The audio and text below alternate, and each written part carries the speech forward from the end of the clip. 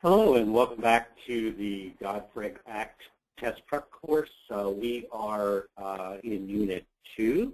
We're looking at Part 2 of Unit 2 right now, and it's on a lot of different, or this particular subject is something that housing counselors don't have to deal with a whole lot, but should be extremely aware of, especially if in the area of pre-purchase, when you're helping people to buy a home. This area comes in pretty heavy and comes into play quite a bit. Basically, we're going to be talking about lead in the home, or lead-based paint. A big part of this has to do with the fact that back in the day, they used to use a whole lot of lead-based paint. It's illegal. They're not allowed to use it anymore. But what happens now is that it's still up on buildings. It hasn't been used since the late 70s, since it was banned, but there's a lot of buildings that, especially older buildings in inner city areas, or even rural settings, where there just haven't been a lot of updates done, and this paint is still there. A lot of what happens is the paint just gets painted over through the years, and that paint is still beneath the original, or the original paint is still beneath all that new paint. So HUD is very, let's make sure that we know, especially as counselors, a lot about lead-based paint, so we can discuss that with our client. Lead-based paint is carcinogenic. It can cause cancer. It's especially harmful to small children or toddlers, and to pregnant women. The biggest reason for that, pregnant women, often what happens is you'll have a room in the home, and they will, someone will say, hey, let's turn that into a nursery. So they start scraping the walls and scraping the old paint off, and then they disturb the old paint, breathe in that lead-based paint particles, and then it becomes problematic for her or the infant. Toddlers, the reason it becomes a problem, you've heard about, kids eating paint chips, or from cracking or chipping and peeling paint. Problem is that, as you know as well as I do, a toddler puts everything in their mouth, no matter what it is. They will just stick it in their mouth. And so they'll go up to the chipping paint, and they'll break a little piece off, and they'll stick it in their mouth. Back in the day, they used to use a substance in the paint that helps it adhere to the wall and be more sticky, and it's a sugary sweet kind of substance. So that paint itself actually, for a malnourished child, especially living in low-income areas, who's craving some sort of nourishment, that actually is, again, sugary. So they'll go to that, take that, eat that, just put in their mouth, and then just go back to it again and again and again. And because of that, they're actually going to have problems. It's going to get into their system, and because they are just little kids, they're tiny, it's going to hurt them a lot quicker than it would an adult.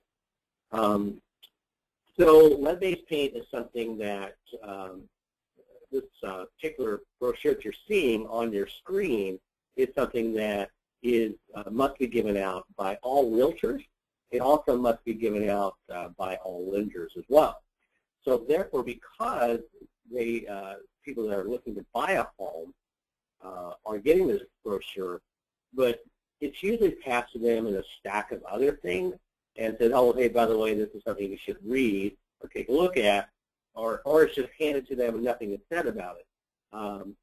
So it's very important how the counselors know what's in this brochure, become familiar with it. It is a great tool to use in your home buyer education course. It was recently just updated in September 2013. So you may have seen older copies sitting around, and the EPA says, there's no reason to get rid of the older copies. The new copies are updated, but the old copies are still pretty good. So if you have those around, they want you to replenish those. Don't just waste them and throw them away. Replenish those and then get more of these. If your agency does not have copies of these, or if you do not have copies of these, and you have not taken the time or even known about it and haven't read this brochure, it's really a pretty simple and easy read, and you should take the time to do so. I've included the link below on in the manual that you have, and so you should have that as well. So basically, all I'm going to do with this section is show you how to get to that link and what it looks like and how you can get your own copies of that. So I'm going to minimize that area there. I've taken the time to actually highlight, and now I'll copy that link. I'll just go to a web browser, open that up, and we'll put it up here actually. Paste that in, hit enter. And when you do so, it's not going to take you directly to the site. It's going to take you to a list, and you can get this from most all of these. I'll just go to the first one because it's EPA.gov. And you can see, once again, there's their website. So now I'm just going to scroll down until I see that brochure, and there it is, Protect Your Family from Lead in the Home. And it shows it's the September 2013 revised edition. Again, required to be provided by prospective buyers and renters pre-1978 homes and apartments. Why 1978? Well, it's because it was banned in 1978. So anything beyond that, any structure built past that time, theoretically should not have this paint. Obviously, there was some of it hanging around beyond that. It could not be sold in stores.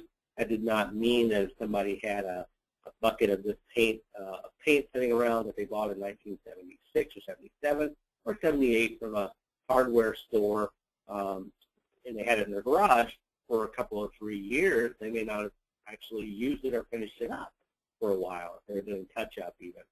But 1978 is the magic date.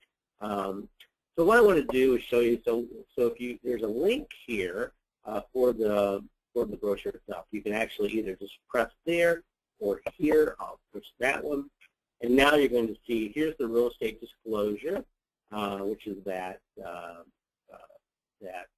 brochure. And then scroll down, and here you can see it's in a PDF. So you can just print it off in your office, and you can do an 8.5 by 11, or this would be actually half that size. So let's do 8.5 by 11, and so we can see what that looks like. Just takes a second. Oh, that takes me to another link. Sorry about that.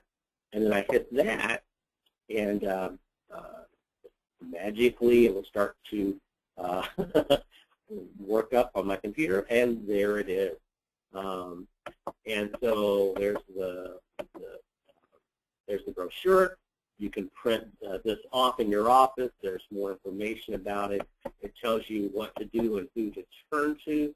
And I like this part, is this little simple steps to protect your family from lead hazard. Things such as don't try to remove lead-based paint yourself. Always keep painted surfaces in good condition to minimize deterioration. So one of the best things to do is if you know your home was built prior to 1978 and you're concerned about this, is just simply keep it freshly painted. Don't let water get underneath that paint and start to make it peel or chip. The moment that you see that happening, just simply paint over that, because the opposite to that is letting that become problematic.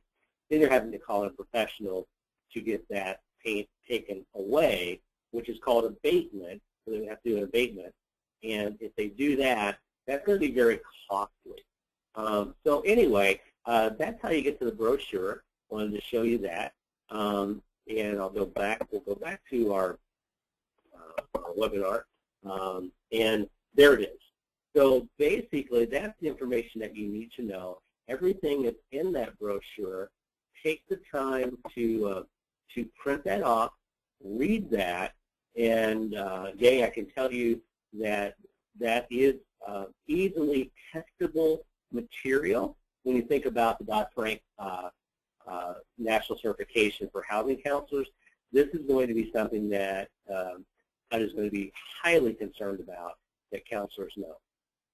So thank you for watching this part of this section on property maintenance, and we'll be back with the unit 2.3 in just a bit.